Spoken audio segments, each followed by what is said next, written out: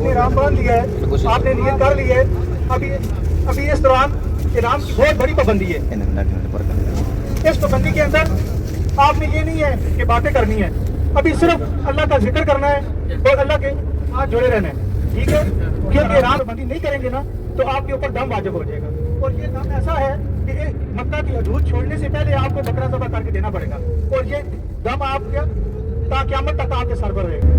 تو اس لیے میرے دوستوں, احرام کی پابندی کے اندر اب کوئی خارش نہ کرے اور کوئی ایسی حرکت نہ کرے, کوئی بات ایسی نہ کرے کہ یہ احرام کی پابندی بہت سخت ہے. جب آپ حرم شریف میں داخل ہوں گے تو آپ نے سب سے پہلے مسجد میں داخل ہونے کی دعا پڑھی, اللہم افتح لی ابواب رحمتک. اس کے بعد آپ نے سر جھکا کے نیچے جانا سے جانا ہے کہ میں اس گھر آیا ہوں جو پوری کائنات کا خالق اور مالک ہے, اور اس نے آج ہم پہ بہت کرم کیا ہے. یقین کریں آپ خوش نصیب ہیں, میں بھی خوش نصیب ہوں کہ یہ ایک بہت عظمت والا گھر ہے. نبی کی امت میں سے ہیں جس نبی کی امت میں آنے کے لیے انبیاء کرام نے دعائیں مانگی ہیں کہ اللہ ہمیں آپ صلی اللہ علیہ وسلم کی امت میں داخل کر دے. صرف عیسیٰ علیہ السلام کی دعا قبول ہوئی ہے, باقی کسی انبیاء کی.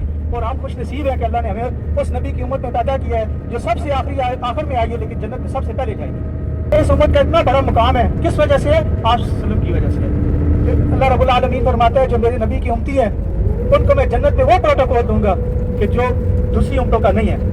کیوں, کس وجہ سے؟ کہ آپ صلی اللہ علیہ وسلم کی وجہ سے ہے. تو میرے دوستو, اس عظمت والے گھر آپ جا رہے ہیں, اپنے دوست احباب کے لیے دعائیں مانگیے گا, اپنے بزرگوں کے لیے مانگے گا, اپنے عزیز و اقارب کے لیے مانگے گا, اپنے کیمپ کے جو دوست ہیں جو نہیں آ سکتے ہیں کسی وجہ سے یا مجبوری کی وجہ سے, ان کے لیے حاضری کی دعا مانگیے گا.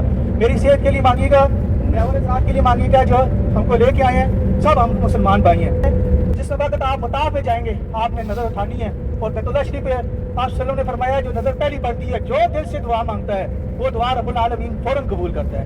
اب ٹھیک ہے, تیرے گھر میں حاضر ہو گیا ہوں, اس کے اندر میں جو دعا مانگوں گا اے رب العالمین میری سب دعاؤں کو اپنی بارگاہ میں قبول فرما. تو اس کے بعد آپ نے عمرے کی نیت کرنی ہے. اللہ پاک میں تیرے گھر کے 7 چکروں کی نیت کرتا ہوں, میرے ان 7 چکروں کو طواف کو اپنی بارگاہ میں قبول و منظور عطا فرما اور ان کو میرے لیے آسان فرما.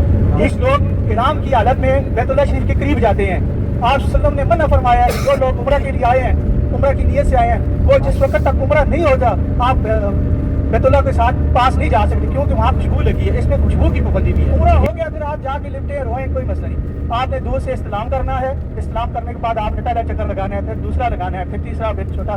7ویں چکر پہ آپ نے استلام کر کے اگر آپ کو جگہ ملتی ہے مقام ابراہیم کے پاس تو آپ نفل پڑھیں گے. ضروری نہیں ہے کہ دوسرا اپنا وہیں پر پڑھیں, آپ کسی بھی جگہ پڑھ سکتے ہیں, پورا حرم ہے. لیکن ایک آپ صلی اللہ علیہ وسلم نے فرمایا کہ اس جگہ پہ پڑھنا ہے, وہ اگر نہیں ملتی رش کی وجہ سے لوگوں کو تنگ نہیں کرنا, دھکا مکا نہیں کرنا. اس میں عبادت, یہ عبادت نہیں ہے. عبادت وہ ہے کہ سکون سے کریں آپ بھی اور دوسرا بھی.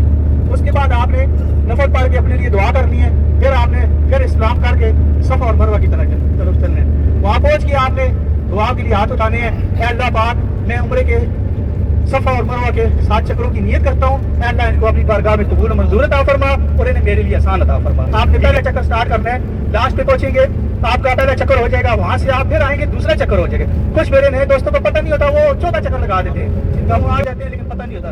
لیکن وہ آپ وہاں پہنچیں گے, آپ نے 1 چکر, وہاں پہ آپ نے پھر کھڑے ہو کے دعا کرنا ہے. دیکھیں آپ تھوڑا دیکھیں گے کہ کچھ لوگ ان کو فالو بھی کر لیجیے گا. پھر وہاں آپ نے دعا کرنی ہے, دعا کر کے پھر دوسرا چکر وہاں سے ادھر تک دوسرا ہو جائے گا. پھر یہاں سے دعا مانگ کے تیسرا وہاں پہ ختم ہوگا. پھر اس طرح 6واں اور 7واں وہاں پہ جا کے جس جگہ سے آپ نے سٹارٹ کیا ہے اس کے آپ نے 7واں ختم کر دینا ہے. ٹھیک ہے, 7واں ہو گیا, پھر آپ نے وہاں پہ 2 رکعت خاص نفل پڑھنی ہے, دعا کرنی ہے. آپ کا یہ صفا اور مروہ مکمل ہو گیا.